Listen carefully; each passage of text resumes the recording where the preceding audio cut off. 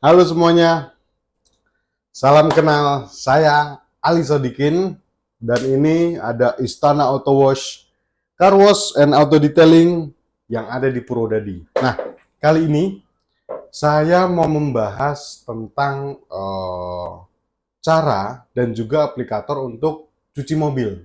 Nah, cuci mobil yang akan saya bahas ini adalah namanya Two Bucket Method. Nah, kita akan membahas mengenai aplikator dan juga alat-alat yang akan digunakan. Two bucket method ini paling utama adalah kita membutuhkan ember 2 biji. Setelah itu namanya grid guard. Ya, dia bulat seperti itu, seperti kayak filter gitu. Nah, grid guard, ember 2 dan juga wash mitt serta shampoo sendiri. Nah, setelah itu ada eh, yang namanya kanebo atau microfiber towel atau microfiber water magnet itu juga bisa. Nah, untuk di aplikasi di rumah bisa menggunakan pengeringannya pakai blower kalau tidak punya kompresor. Blower itu juga bisa digunakan untuk vakum atau dan lain sebagainya. Kita kembali lagi bahas two bucket method. Two bucket method ini jarang digunakan di baratnya orang-orang rumahan yang mau mencuci mobil yang baik dan bersih ya, terutama two bucket method ini caranya emang sedikit ribet, yaitu menyediakan dua ember, yang satu diisi grid guard dan juga air, yang satunya diisi shampoo. Nah, terus ada satu lagi wash mitt namanya. Wash mitt itu seperti sarung tangan. Terkadang ada yang bentuknya seperti cendol, ada bentuknya seperti microfiber, ada yang bentuknya seperti bulu beruang atau bulu panda. Jadi yang lembut gitu juga ada. Wash mitt ini untuk mencuci.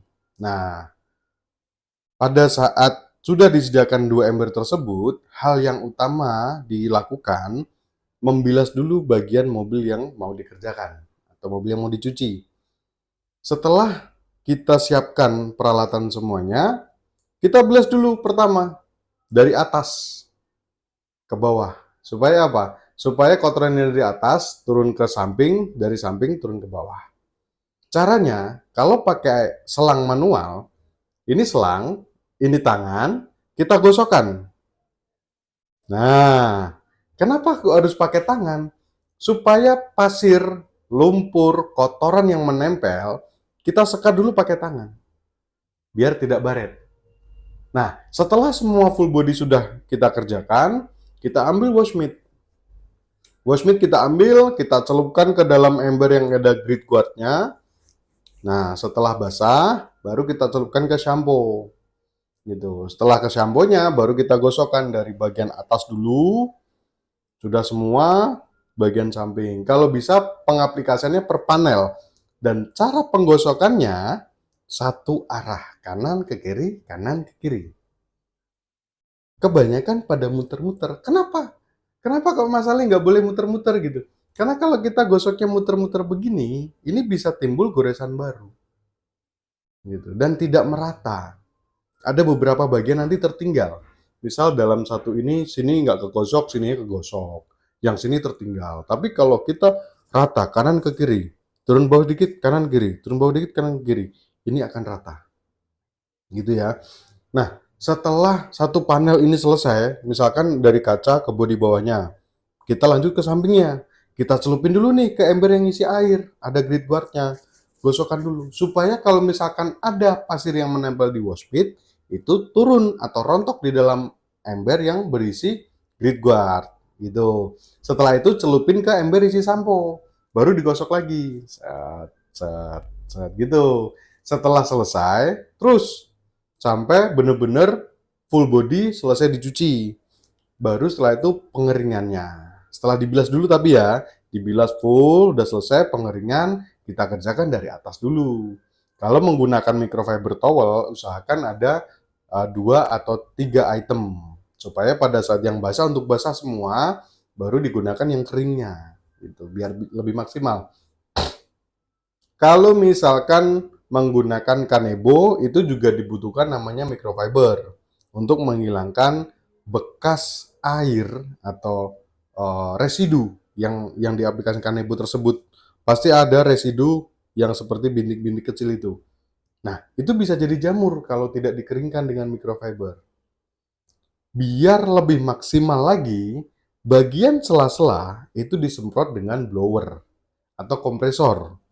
Kalau tidak ada kompresor, pakai blower. Bagian sela-sela pinggir kaca, handle pintu, list bagian pinggir itu, grill, emblem, terutama bagian spion. Di spion ini seringkali air netes setelah dicuci. Kenapa? Karena tidak dikeringkan dengan baik. Kalau dikeringkan dengan baik, itu akan kering, tidak ada air, akhirnya tidak ada yang menjadi kerak di situ. Nah, pada saat tidak dikeringkan, di spion ini pada saat kita pakai jalan, air akan muncrat keluar, turun ke bawah dan ke belakangnya. Kalau dibiarkan kering, itu bisa menjadikan jamur atau kerak. Seperti itu ya. Jadi, alangkah baiknya digunakan kompresor atau blower untuk mengeringkan atau mengangkat air-air di bagian sela-sela tersebut yang tidak terjangkau dengan microfiber ataupun kanebo. Nah, mungkin kalau dari saya, two bucket method ini termasuk cara yang praktis dan juga mudah sih. Bagi beberapa orang mungkin agak ribet, tapi sebenarnya kalau sudah dijalani, ini lebih praktis dibanding kita asal-asalan nyuci. Karena resikonya sangat tinggi. Gitu. Mungkin dari saya itu saja.